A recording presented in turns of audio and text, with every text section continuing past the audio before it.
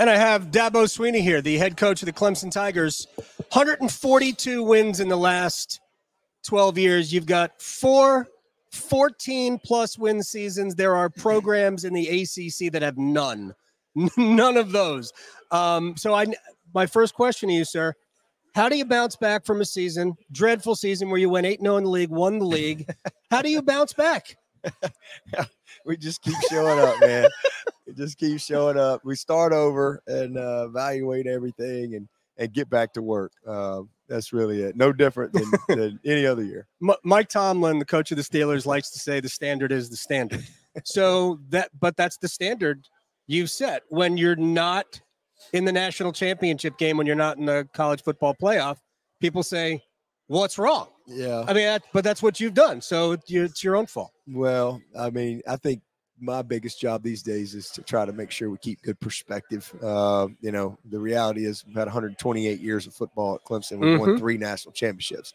The problem is we've won 2 of them in 7 years. So, but my answer is, man, it's important to, not let outside expectations become greater than the purpose of what you're doing, because then you lose perspective. And when you lose perspective, you're miserable even when you win, and you have no joy. And so, I think that's important when you've had the amount of consistent success that we've had. And yeah, I mean, we want to win the national championship every single year, but that's just not realistic. You fight for it. Sometimes you're good enough.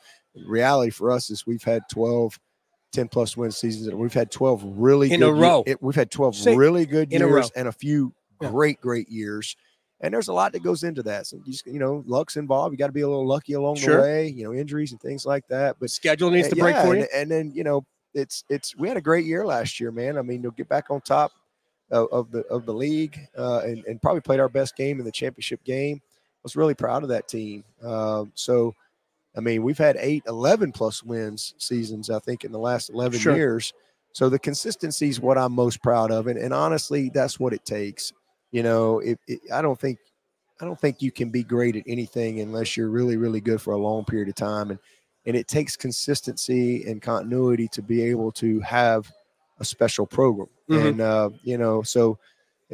evaluate every team based on their commitment to our standard, which is to be our best, to do our best, not to be the best. It's to do our best, to be our best. Sure.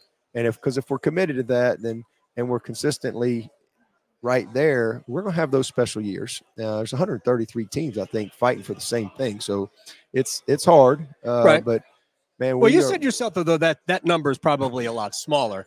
Teams that are fighting for the ultimate trophy. I mean, last year when we talked about expanded playoffs, how many teams are really fighting for that? Well, now it's more with the transfer portal and NIL and all that stuff. We'll talk about that. It's certainly more teams now that can get into that mix from year to year. Right. But I want to be a program that always has a shot. I'm going to get to the portal. I think we've got a shot. I'm going to get to the portal with you in a second, but you said something that I'm intrigued by, because Steve Logan, former coach at ECU, is a friend. We've talked a lot about coaching and what the losses do to you versus what the wins do for you.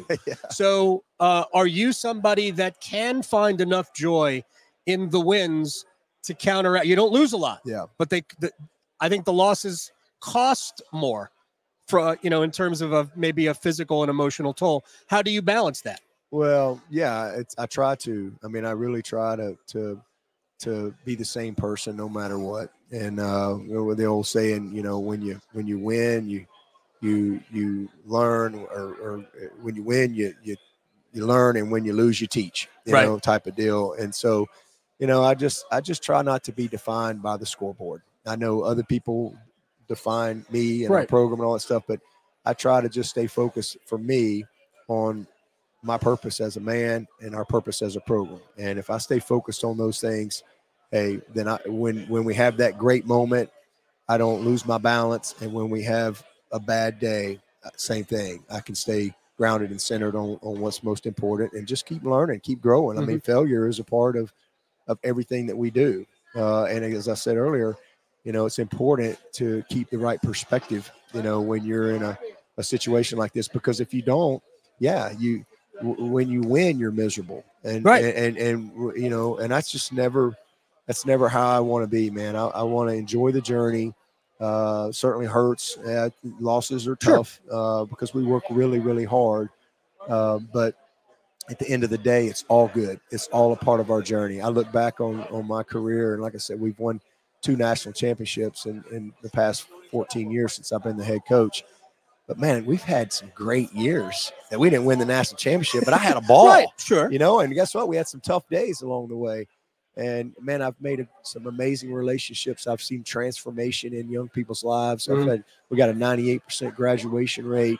I mean, it's been awesome to be a part of it. And I never want to lose sight of that again, just because other people expect certain things from us. I want to be able to get a couple of things in here before I know, because this is one of those days where you're everywhere. Dabo Swinney, Clemson head coach, is joining us. Tell me the difference between Cade Klubnik now and Cade 6-8 months ago. Well, 6-8 months ago, he didn't know what he didn't know. Right. Now he knows what he didn't know.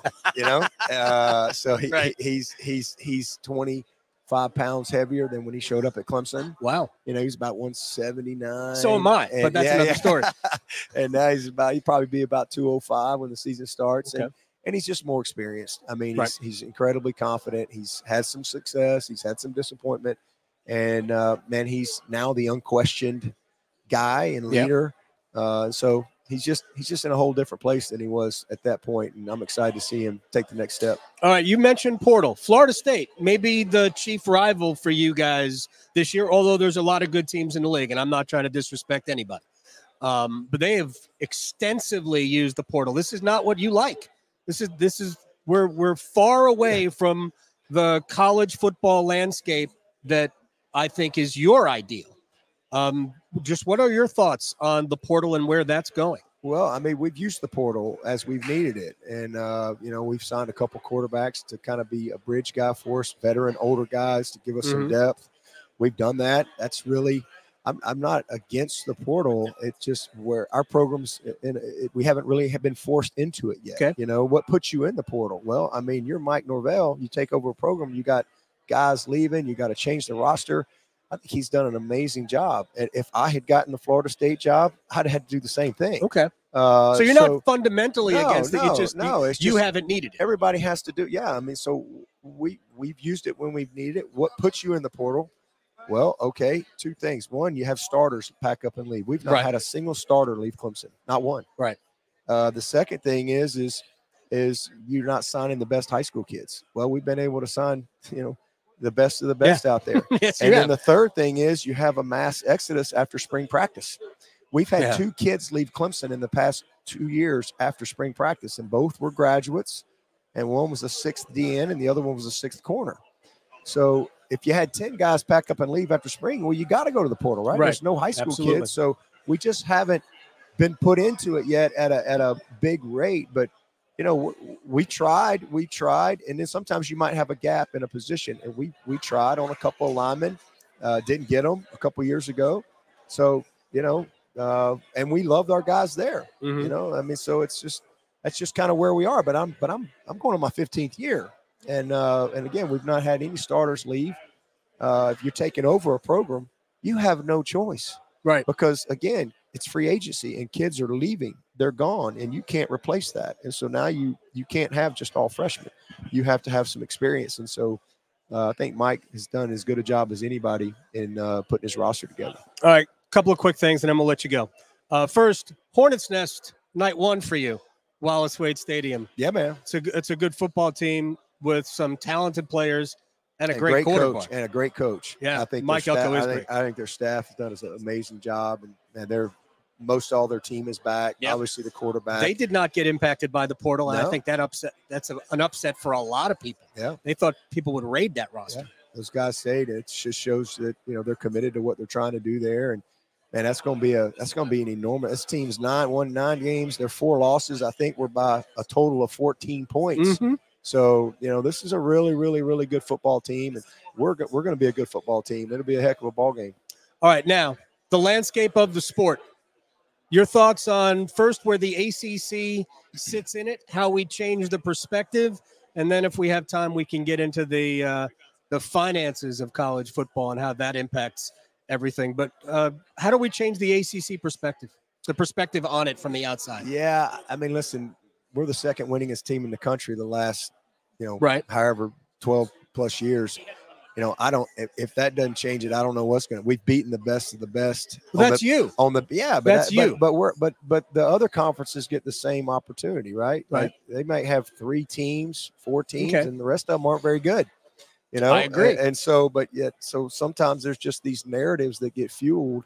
So the answer is we just got to focus on what we're doing, and you got to win. Mm-hmm. I mean, you got to win on the biggest stages and in those games. And at times we've done well, at times we haven't. But I just honestly focus on what we try to do at Clemson. I mean, there's so many good things. I mean, I think you can go all the way back to 2005. I think we're second in draft picks. You can go back to 2013. We're second in draft picks. So this is a great league with great coaches and great players, the best of the best. That's why we're second in draft picks. I think last year where we have 12 starting quarterbacks from the ACC and the NFL, yes. most of any league. Yep. So, I mean, you're listen, you're pumping them in there too. We're right there. But I do think that, certain programs have to make a little bit more of a commitment and things like that. But at the end of the day, man, I focus on our program,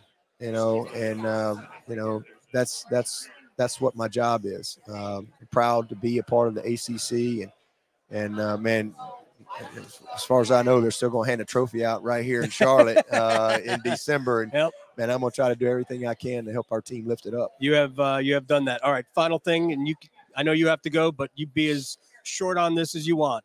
The NIL portal, all of this thing, the money that is involved in the game and where the players stand in it. I know there's 4 different drafts of bills. What are your thoughts on where we are as a sport? It's incredibly disconnected, unorganized, chaotic, net good, for sure. But, just some things that it's just not being used in the right way in certain situations and things like that. And just think that, just the overall, not like NIL, but just the governance of college football. We just need some restructuring there. But the good news is I honestly, I think the more chaotic it gets, the better it gets, because it kind of pushes us a little bit further along where people can finally say, okay, look, let's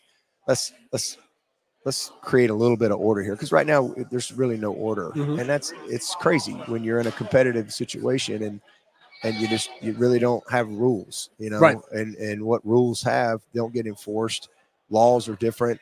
And so, but I think we're heading in a good place. And again, I think it's been a really overall net good. And I think it might be 2 or 3 or 4 years, but I think college football has never been better as far as for the player. I think obviously the fans are excited and so forth, but structurally and things like that, there's definitely work to be done. Thank you very much. We'll see you back here in December lifting a trophy. You got it. If you can handle Duke. If you can handle Duke. Okay, thank you.